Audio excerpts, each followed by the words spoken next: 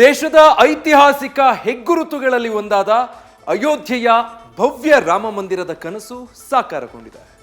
ಪ್ರಧಾನಿ ಮೋದಿಯವರು ರಾಮಲಲ್ಲಾ ಮೂರ್ತಿಗೆ ಪ್ರಾಣ ಪ್ರತಿಷ್ಠಾಪನೆ ಮಾಡುವ ಮೂಲಕ ಐತಿಹಾಸಿಕ ಕ್ಷಣಕ್ಕೆ ಸಾಕ್ಷಿಯಾದರು. ಇನ್ನು ಪ್ರಾಣ ಪ್ರತಿಷ್ಠಾಪನೆ ಕಾರ್ಯದ ವೇಳೆ ಗರ್ಭಗುಡಿಯಲ್ಲಿ ಕೆಲ ಆಯ್ದ ಗಣ್ಯರಿಗಷ್ಟೇ ಅವಕಾಶ ನೀಡಲಾಗಿತ್ತು. ಕರ್ನಾಟಕದ ಪೇಜಾವರ ಶ್ರೀಗಳು ಕೂಡ ಉಪಸ್ಥಿತರಿದ್ದರು.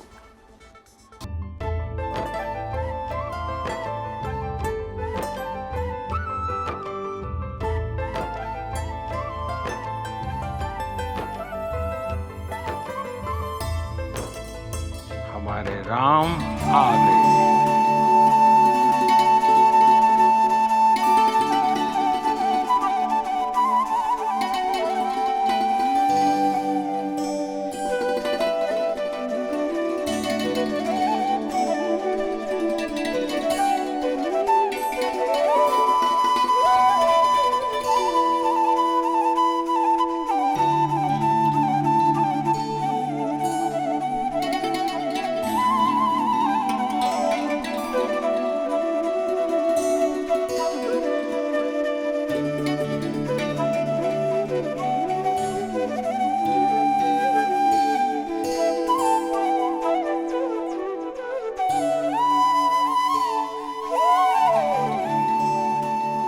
ಬರೋಬ್ಬರಿ 5 ಶತಮಾನಗಳ ಹೋರಾಟ, ದಶಕಗಳ ಕಾಯುವಿಕೆ ಕೊನೆಗೂ ಅಂತ್ಯವಾಗಿದೆ. ಅಯೋಧ್ಯೆಯ ಗತವೈಭವಕ್ಕೆ ಗಣ್ಯಾತಿ ಗಣ್ಯರು ಸೇರಿದಂತೆ ಇಡೀ ದೇಶವೇ ಸಾಕ್ಷಿಯಾಗಿದೆ.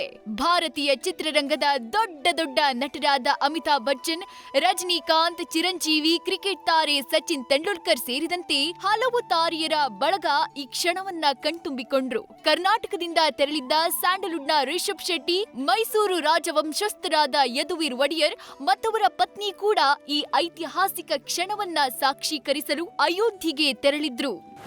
ನಮ್ಮ ಪ್ರಾರ್ಥನೆ ಎಲ್ಲರ ನಮ್ಮ ಕರ್ನಾಟಕಕ್ಕೆ ಇಡೀ ದೇಶಕ್ಕೆ ಎಲ್ಲರ ಒಳ್ಳೆ ಆರೋಗ್ಯ ಅಭಿವೃದ್ಧಿಯನ್ನು ದಯಪಾಲಿಸಲಿ ಅಂತ ಶ್ರೀರಾಮ್ಲಲ್ಲಿ ಪ್ರಾರ್ಥನೆ. ಇದು ತುಂಬಾ ದೊಡ್ಡ ದಿನ, ನಮ್ಗೆಲ್ಲರಿಗೂ ಇಲ್ಲಿ ಬಂದು ರಾಮ್ಜಿ ನೋಡೋಕ್ಕೆ ನನ್ಗೆ ತುಂಬಾ ಆಸೆ ಇತ್ತು. ನಾನು ಮಾಡ್ತೀನಿ.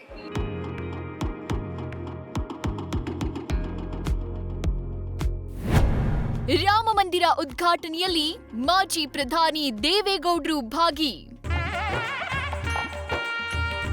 ಹಲವು ಗಣ್ಯಾತಿ ಗಣ್ಯರು, ಸೆಲೆಬ್ರಿಟಿಗಳು ರಾಮ ಮಂದಿರ ಲೋಕಾರ್ಪಣೆಯನ್ನ ಕಣ್ತುಂಬಿಕೊಂಡಿದ್ದು ಒಂದ್ ಕಡೆಯಾದ್ರೆ, ಮಹಾನ್ ದೈವ ಭಕ್ತರಾಗಿರುವ ಮಾಜಿ ಪ್ರಧಾನಿ ದೇವೇಗೌಡರ ಕುಟುಂಬವು ಐತಿಹಾಸಿಕ ಕ್ಷಣಕ್ಕೆ ಸಾಕ್ಷಿಯಾಗಿದ್ದು ವಿಶೇಷ.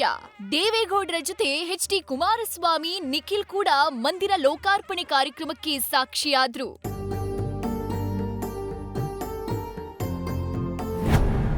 ಗರ್ಭಗುಡಿಯಲ್ಲಿ ಆಯ್ದ ಗಣ್ಯರಿಗಷ್ಟೇ ಅವಕಾಶ.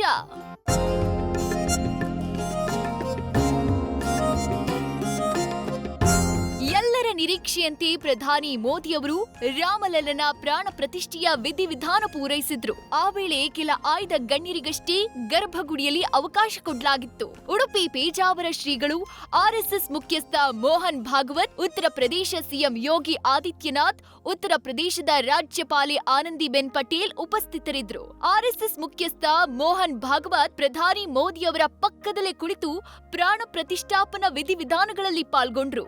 ರಾಮಲಲ್ಲಾ ಮೂರ್ತಿಗೆ ಪ್ರಧಾನಿ ಮೋದಿಯವರ ಜೊತೆಗೆ ಪೂಜೆಯನ್ನು ಮಾಡಿದ್ರು.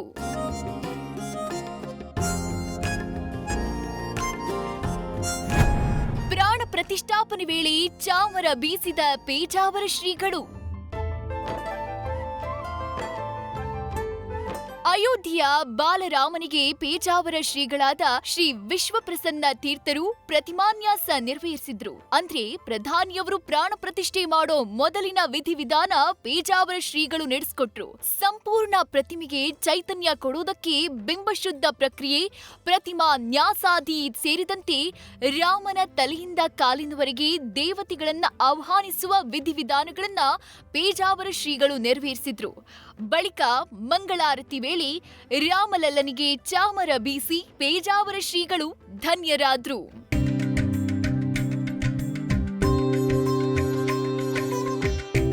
News First bureau.